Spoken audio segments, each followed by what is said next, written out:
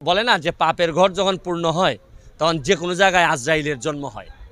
আপনি মনে করেন যে ওনার জন্য এখন দুদক বা অন্যান্য যারা আমার মনে হইতেছে, আমার মন বলছে যে ওনার পাপের ঘর পূর্ণ হয়েছে। ওনার আর জবাব দেওয়ার জায়গা নাই। He is caught. তোমার 9টা বাড়ি আছে ভাই, তুমি এমপি এই দেশে আর মাল বানাচ্ছ বিদেশে, এগুলা হবে না। শুনেন, আমি বারবার বলি না যে মজা মারে ফজা ভাই, আর আমরা খালি বইটা পাই। হাজার হাজার নৌকার কর্মীরা বইটা পাইতেছে, আর এই মজা মারতেছে হচ্ছে গিয়ে এই গোলাপের সাহেবের মতো ফজা ভাইরা। এটা যদি দীর্ঘদিন চলে, দল এবং জাতি নষ্ট হয়ে যাবে। আব্দুস সোবহান গোলাপ সাহেব, যিনি মাদারীপুরের এমপি, উনি 2014 সাল থেকে 2019 সাল পর্যন্ত 9টা বাড়ি কিনেছেন এবং এগুলা প্রায় 40 কোটির উপরে।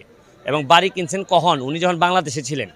এবং বাংলাদেশে আইনে কোথাও নাই যে আপনি বাংলাদেশের থেকে টাকা নিয়ে বিদেশে কোনো বাড়ি করতে পারবেন না। উনি পিজাতে কাজ করছেন, উনি ড্রাইভার ছিলেন।